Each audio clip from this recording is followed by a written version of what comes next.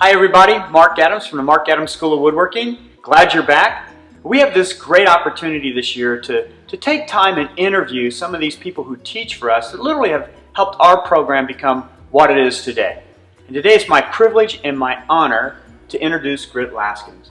Grit has been teaching for me for a number of years, and we have him back this year, and every time he teaches he does an inlay and engraving workshop. But I'm going to ask him a little bit about where he comes from in his background. So Grit, when did you start making guitars? I started right after my 18th birthday. I apprenticed for a couple of years. Yeah, it's been 5 years now. That was a long time ago. That was 1971. Yeah. I apprenticed to another builder, a casual apprentice. In Canada, there's no formal system. But it was 2 years, and then I set up my own shop at age 20. I had my own shop, and I already had 3 orders for a guitar before I owned a tool. Very lucky. And so you were making these out of your house, or did you have a shop? Well, the first shop was in the basement of the house I was sharing with other people. 1 year of that, and you realize there's no way to stop the dust from getting everywhere. I'm sure you know that drill. Yeah. So then I began renting my own shops. And so ultimately, I do know this might jump forward a little bit in this whole process, but you actually rented shop space in the same shop that Michael Fortune was in at one time, didn't you? Well, almost. We were working together with a small group. We had met each other on arts boards, and I've known Michael for years, and we were looking for a building we could buy together and divide it up into our own studios.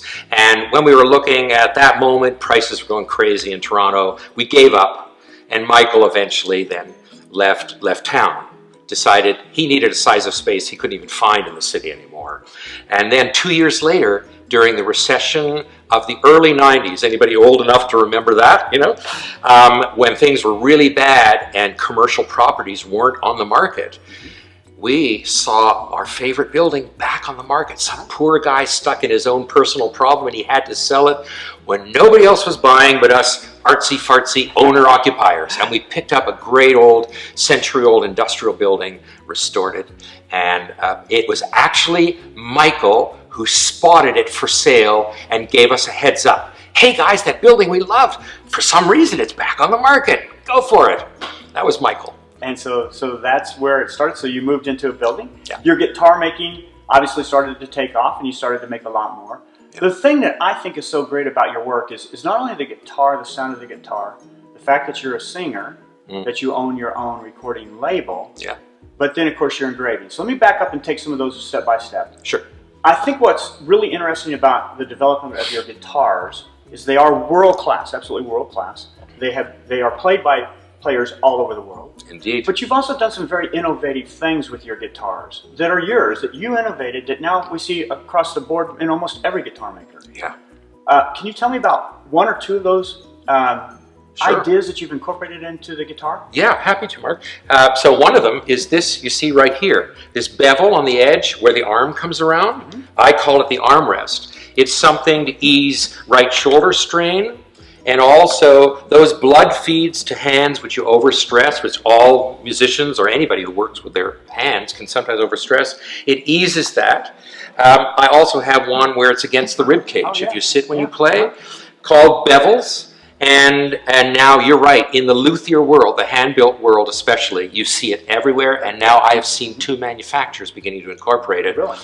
I purposely left it in the Creative Commons. So, because it just makes a better guitar. Yeah. And then the other thing that people might notice, if they look, is this other hole up here, this second sound hole. The trade gave it the name side port. I started doing it because a player wanted a monitor. They wanted to hear their playing louder. Right. It came from actually a classical guitarist who often performed with a cellist. And when the cellist dug in, it was so loud, and they couldn't even hear their quiet parts that well. So I said, sure, I'll do it. And I first made it with a sliding door that could open and close. And then we realized, once we opened it up, we were shocked because out front, the guitar sounded better. It's almost like it went, wow. And that was unexpected, but it turns out what I accidentally stumbled on was something that enhanced lower frequencies, and the human ear perceives it as a fuller sound right across the register, even in the treble string. And now it's also spread like wildfire, and it's almost hard to find a luthier hand-built one that doesn't have the second sound hole. The great thing is, though, that it was from you, and you didn't patent anything. You've allowed other luthiers to do the same work. It all came from you. Indeed. The other thing that's so unbelievable about your guitars is not the beauty of them and the sound of them, but it's the incredible inlay work that you do. Now, I got to be honest with you. I read an article by you in Fine Woodworking magazine back in the black and white days when we both had a lot of I vaguely remember those days. Yeah, right. And it was on inlay. Yeah. And then ultimately, your first book came out, which was astounding, absolutely astounding. And now you've got a second book out. Yeah. And the whole process for most of us in my world is we think of you as an incredible inlay person, an engraver. Yeah. But really in the guitar world, you're the guitar maker. Yeah. So for us, you have such incredible talent to do what you do. Just on this particular guitar, tell me a little bit about the materials you've used in it. Sure. In general, this is kind of a good example of what I work with pretty much all the time. It's varies of shell and stone and legal ivories and metals. And so all the strong colors you're seeing, from the purple, which is lapis, the yellow is yellow spiny, the blue of the sky is clear turquoise, but there's some Tahitian blacklit pearl, some gold mother of pearl, some natural mother of pearl, and then all the details you're seeing, I suppose most obvious on this one by this depiction of Walt Disney, is engraved. Yeah. Just hand engraved. And so it's hard to get your head around this, but this is inlay. There's no paint on it at all. They're precious materials, one little piece at a time. And then his engraving work is astounding as well. You know, some things that I just want to share with you about Grit is he won in Canada years ago the Brofman Award, which is kind of like the Genius Award. We have something in America called the MacArthur Fellowship, and it's our Genius Award.